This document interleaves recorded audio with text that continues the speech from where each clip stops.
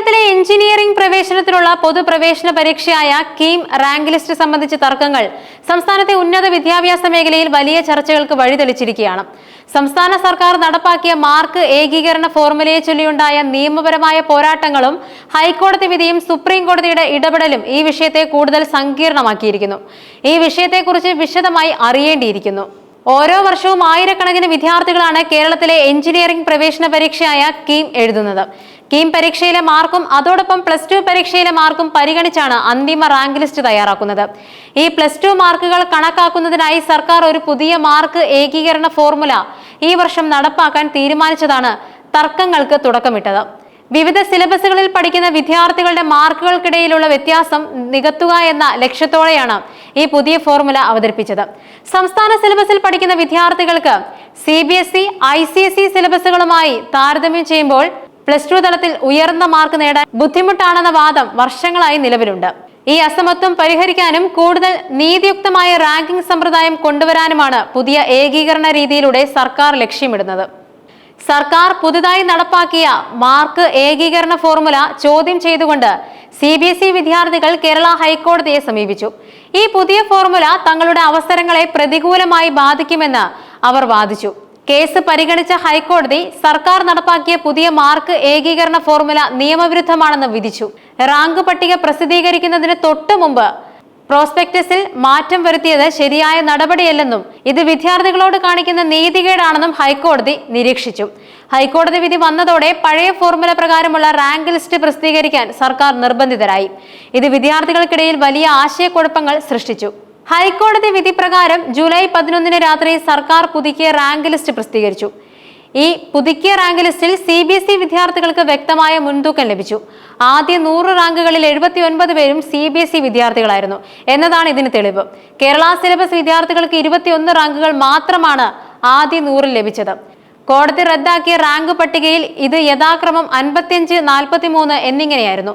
ഈ മാറ്റം മാർക്ക് ഏകീകരണ രീതി മാറ്റുന്നതിനെതിരെ കോടതിയെ സമീപിച്ച CBSE വിദ്യാർത്ഥികൾക്ക് അനുകൂലമായിരുന്നു. പുതുക്കിയ റാങ്ക് ലിസ്റ്റ് CBSE വിദ്യാർത്ഥികൾക്ക് അമിത മുൻതൂക്കം നൽകുന്നുവെന്ന് വാദിച്ച കേരള സിലബസ് വിദ്യാർത്ഥികൾ സുപ്രീം കോടതിയെ സമീപിച്ചു. റാങ്ക് പട്ടികയിലെ ഈ അസമത്വം തങ്ങളുടെ ഭാവിയെ ബാധിക്കുമെന്നും സർക്കാരിന്റെ പുതിയ ഫോർമുല നീതിയുക്തമായിരുന്നെന്നും അവർ വാദിച്ചു. കേരള സിലബസ് വിദ്യാർത്ഥികൾക്ക് വേണ്ടി അഭിഭാഷകരായ പ്രശാന്ത് ഭൂഷണും PS സുൽഫിക്കറും സുപ്രീം കോടതിയിൽ വാദിച്ചു. അവരുടെ പ്രധാന വാദങ്ങൾ ഇപ്രകാരമായിരുന്നു. ഏറ്റവും പ്രധാനപ്പെട്ടത് സർക്കാരിന്റെ അധികാരം തന്നെയാണ്. പ്രോസ്പെക്ടസ് പ്രകാരം സർക്കാരിന് ഇത്തരം ഭേദഗതികൾ വരുത്താനും നയപരമായ തീരുമാനങ്ങൾ എടുക്കാനും അധികാരമുണ്ട്. മുൻവർഷങ്ങളിലെ റാങ്ക് പട്ടിക പരിശോധിച്ചാൽ CBSE വിദ്യാർത്ഥികൾക്കാണ് എല്ലായ്പ്പോഴും മുൻതൂക്കം എന്നും വ്യക്തമാകും. ഇത് മാർക്ക് അനുപാതം കണക്കാക്കുന്നതിലെ വ്യത്യാസം മൂലമാണ്. അതോടൊപ്പം ഈ അസമത്വം പരിഹരിക്കാൻ ഒരു വിദഗ്ധ സമിതിയുടെ ശുപാർശയുടെ അടിസ്ഥാനത്തിലാണ് സർക്കാർ മാറ്റം വരുത്തിയത്. കേരള സിലബസിൽ പഠിച്ച് 100% മാർക്ക് നേടിയവർക്ക് പോലും റാങ്ക് പട്ടികയിൽ മുന്നിലെത്താൻ കഴിയുന്നില്ല എന്ന അസമത്വം മാറ്റാനാണ് സർക്കാർ ശ്രമിച്ചത്.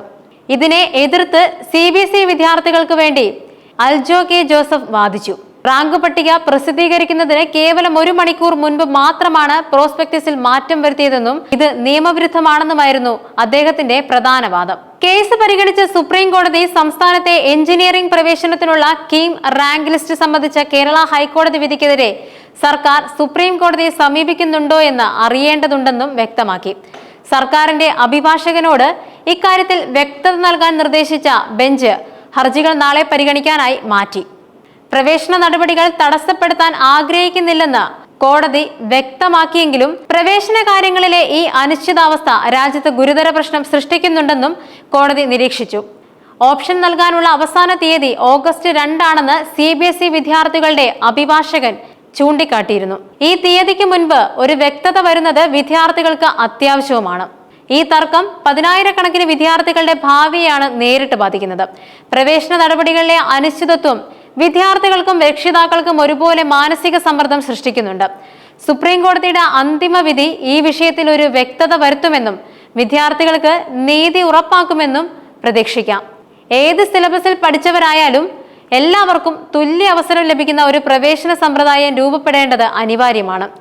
ഈ വിഷയത്തിൽ കോടതിയുടെ നിലപാടും സർക്കാരിന്റെ തുടർ നടപടികളും നിർണായകമാകും.